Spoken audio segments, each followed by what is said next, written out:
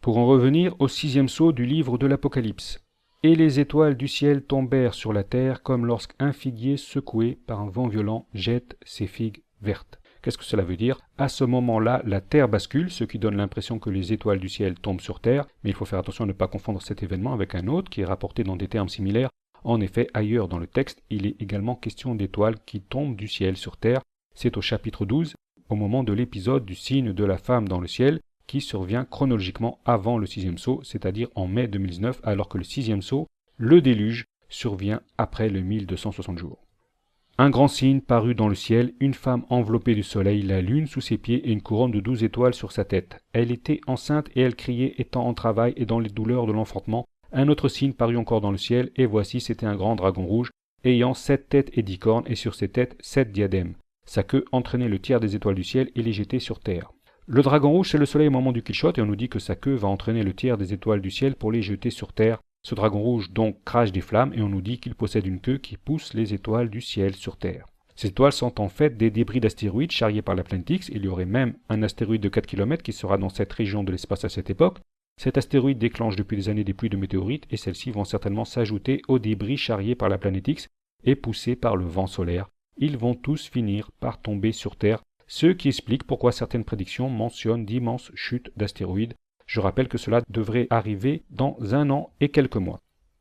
Il se pourrait également que des débris appartiennent à la planète X après la tentative de pulvérisation, mais à ce stade du texte, cela n'est pas mentionné de manière explicite, et ce n'est que plus tard que la planète X est citée comme étant atteinte par une blessure. Quoi qu'il en soit, l'auteur du texte de l'Apocalypse, c'est-à-dire Jésus, prend bien soin de distinguer la chute des étoiles du 6e sceau et celle du chapitre 12. Tout simplement, au chapitre 12, il est dit qu'un tiers des étoiles tomberont sur terre, tandis qu'au 6e sceau, c'est toutes les étoiles. Cela veut dire que lorsque l'on parle d'un tiers, cela désigne une partie, cela ne désigne pas l'ensemble des étoiles. Au 6e sceau, au moment du déluge, toutes les étoiles donneront l'impression de tomber, mais en fait, c'est la Terre qui bascule. On notera qu'il est mentionné un vent violent juste après le basculement. Tout simplement, les couches de l'atmosphère vont se déplacer à une vitesse différente que la surface de la Terre, et il en résultera un vent violent qui pourrait atteindre plusieurs centaines de km/h. Le ciel se retira comme un livre qu'on roule, et toutes les montagnes et les îles furent remuées de leur place. Les rois de la terre, les grands, les chefs militaires, les riches, les puissants, tous les esclaves et les hommes libres se cachèrent dans les cavernes et dans les rochers des montagnes, et ils disaient aux montagnes et aux rochers, tombez sur nous et cachez-nous devant la face de celui qui est assis sur le trône et devant la colère de l'agneau, car le grand jour de sa colère est venu, et qui peut subsister? Ce qui nous est raconté là, c'est la destruction par l'élément air. Les montagnes et les îles se déplacent. Ce qui nous est indiqué ici, c'est que le déplacement concerne l'ensemble de la croûte terrestre et non quelques plaques océaniques. Donc on mentionne les montagnes mais également les îles pour bien faire comprendre que tout ce qui se trouve sur les continents aussi bien que sur l'océan est concerné par ce déplacement. Et au moment du déluge, les hommes vont également se cacher où? Dans les cavernes et dans les rochers des montagnes. Ils savent qu'ils ont vécu dans le péché et ils savent que le jour de Dieu est arrivé. Le texte nous apprend que les rois, les puissants, les chefs militaires seront accompagnés par leurs propres esclaves ainsi que par des hommes libres. Ce sera donc une époque où l'on aura rétabli l'esclavage et la servitude, c'est-à-dire que toute l'idéologie humaniste se sera évanouie devant la dure réalité des faits. Tu veux manger, tu veux survivre, alors il faut que tu me sois utile, sinon je n'ai pas besoin de toi. Quant au figuier, il fait référence évidemment à la honte qu'ont éprouvé Adam et Ève après avoir cueilli le fruit défendu. Ils ont alors caché leur nudité avec des feuilles de cet arbre. En résumé, il faut retenir que les 1260 jours commencent à partir du signe de la femme dans le ciel, double éclipse, lune fondue, et se terminent avec la catastrophe du déluge. À l'intérieur de ces 1260 jours, on distingue d'autres périodes qui se superposent plus ou moins. Par exemple, ce sera également l'époque des 2 témoins qui seront mis à mort. Mais la Bible nous indique d'autres points de repère. Par exemple, elle indique que 1290 jours séparent la fin des sacrifices du temple de l'érection de la statue de l'abomination. C'est la statue de Saint-Pierre qui a été refondue à partir de celle de Dieu Jupiter, qui elle-même est une copie de l'idole du dieu Baal, c'est-à-dire Satan. L'abomination établie en lieu saint dont parle le prophète Daniel, c'est donc Satan sous les traits de Baal, de Jupiter et de Saint-Pierre, dont les doigts de pied sont actuellement goulûment embrassés par les fidèles. Et pour ne pas faire de jaloux, je signale qu'on assiste à la même chose à la Mecque, où l'idole de Satan, qui auparavant était lapidée, se voit aujourd'hui adorée par les pèlerins complètement ignorants. Les satanistes ont pénétré tous les lieux saints depuis longtemps, la profanation ira jusqu'à l'érection d'une idole au milieu du temple sur l'esplanade des mosquées. À ce moment-là, le péché sera à son comble, les avertissements du Mahdi et des 2 témoins n'auront servi à rien, La seule option qui reste, c'est l'anéantissement par les 4 éléments. Celui-ci interviendra donc 3 ans et demi après l'alignement du mois de mai 2019, c'est-à-dire aux alentours du mois de novembre 2022. On ne sait pas exactement quand, on a même une prédiction qui annonce le mois d'octobre 2022. Tout dépend de la trajectoire de la planète X et de ses alignements, mais à partir des événements cités dans la Bible, fin de service du temple, érection de l'idole de Satan, le moment venu, on saura qu'il faudra impérativement fuir vers les montagnes. Ce sera la solution de la dernière chance, mais la vraie porte de sortie, ce sera la fuite dans le désert avec le Mahdi. En conclusion, c'est la planète X qui est la clé des événements de la fin des temps. Elle conditionne la guerre, mais également la paix. Aujourd'hui, on a vu qu'elle conditionne également la date du déluge. Le déluge interviendra 3 ans et demi après l'alignement avec la planète X, et à ce moment-là, les forces en jeu seront beaucoup plus importantes, puisque cette fois, la planète Nine participera à l'alignement. Le Soleil ira jusqu'à s'éteindre, c'est-à-dire que tout son champ magnétique sera dirigé vers la Terre, la planète X et la planète Nine. Il y aura une interconnexion complète des pôles de ces astres. Si auparavant la planète X était capable de déclencher un léger pôle shift de quelques centimètres, cette fois avec l'apport de la planète Nine, elle va carrément faire basculer la Terre sur le côté en direction du Soleil. Donc il y a une mise à jour à faire. Auparavant je disais que le déluge serait causé par la planète Nine. En fait, la planète X va également y participer, elle va servir de relais. Et c'est pourquoi les hommes vont tenter de la détruire. En fait, c'est la seule explication possible. S'ils détruisent la planète X, ils empêchent la catastrophe du déluge. Voilà pourquoi l'un des satellites de la planète Nine qui sera visé sera la planète X et non une de ses autres lunes. Et voilà pourquoi le déluge est programmé 3 ans et demi après son passage à proximité de la Terre. Le signe de la femme de l'Apocalypse est le marqueur temporel principal qui nous a été indiqué dans les Écritures, et la catastrophe du déluge correspond à l'un de ces alignements qui inclura la planète Nine, alors qu'auparavant ce n'était pas le cas. L'humanité a donc un rendez-vous cosmique prévu à l'horizon 2022-2023. La planète X sera alignée avec la Terre et le Soleil en même temps que la planète Nine. 3 ans et demi après l'alignement principal du mois de mai 2019, on sera de nouveau dans la situation d'un alignement principal juste après que la planète X ait quitté la ceinture d'astéroïdes. Il faut juste retenir une chose, le basculement de la Terre interviendra le 7e alignement après celui du mois de mai 2019 et cet alignement sera particulier car cette fois la planète Nine en fera également partie, ce qui n'était pas le cas auparavant et ce qui justifie la tentative d'anéantissement de la planète X. Tel est le mystère des 1260 jours, des 3 ans et demi et des 42 mois cités à plusieurs reprises dans le livre de l'Apocalypse ainsi que dans le livre de Daniel. On notera qu'au total cette période est citée 7 fois. La trajectoire de la planète X nous donne donc la vision d'ensemble des événements de la fin et quand on est au courant de cette situation, on est forcé de voir la main de Dieu derrière cet événement extraordinaire. Pour tous ceux qui sont au courant, c'est une véritable révélation. Dieu commande aux astres de l'univers, Dieu commande au soleil et à la lune.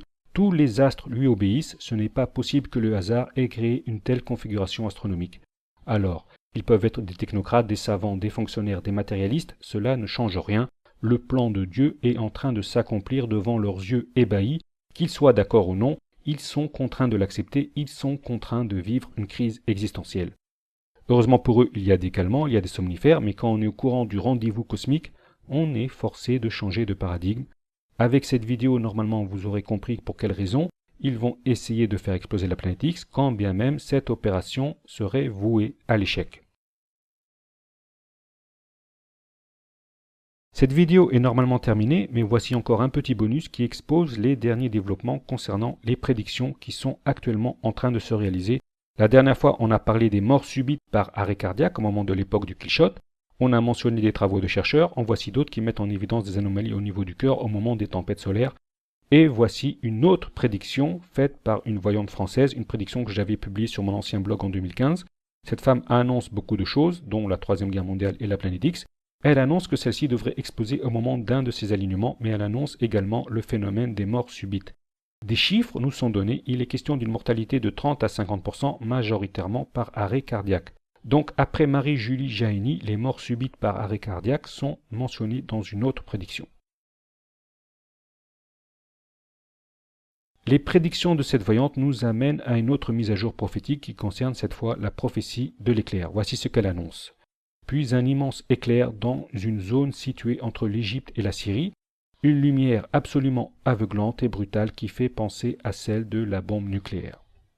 On en a parlé à plusieurs reprises, cet éclair est mentionné dans plusieurs prophéties, il pourrait s'agir d'un éclair situé au-delà de l'atmosphère, il pourrait s'agir d'une explosion nucléaire, il pourrait même s'agir d'une explosion volcanique. Selon cette voyante, ce signe se produirait dans une zone du Proche-Orient entre l'Égypte et la Syrie, et sa lumière aveuglante rappelle celle d'une bombe nucléaire. Donc a priori, si l'on en croit cette vision, l'éclair en question serait bien une explosion nucléaire et non un phénomène atmosphérique d'un genre nouveau. Or, rappelez-vous les prédictions de Nicolas von Rensburg, la guerre en Syrie devrait dégénérer avec une explosion nucléaire. C'est une prédiction qui date du début du XXe siècle. Nicolas von Rensburg a également prédit une guerre civile en Afrique du Sud après l'élection du premier président noir. Cette guerre est aujourd'hui imminente puisque le gouvernement sud-africain prévoit de s'accaparer les terres des fermiers blancs sans aucune compensation.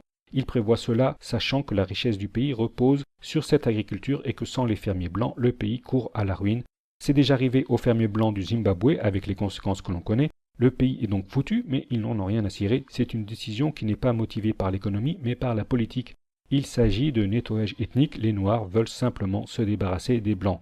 Concernant l'explosion nucléaire au Proche-Orient, probablement en Syrie, voici la prédiction de Nicolas von Rensburg. Donc, à ce stade, concernant l'éclair des prophéties, on se dirigerait bien vers une explosion nucléaire au Proche-Orient.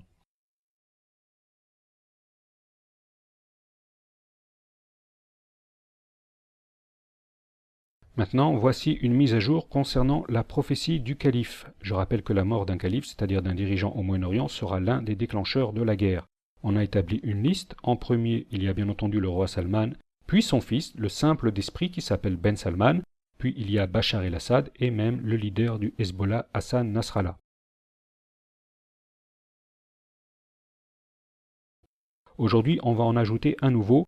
Il s'agit du roi Abdallah de Jordanie. Il faut savoir que depuis 1967, les lieux saints de Jérusalem sont sous la protection de la Jordanie et du roi Abdallah.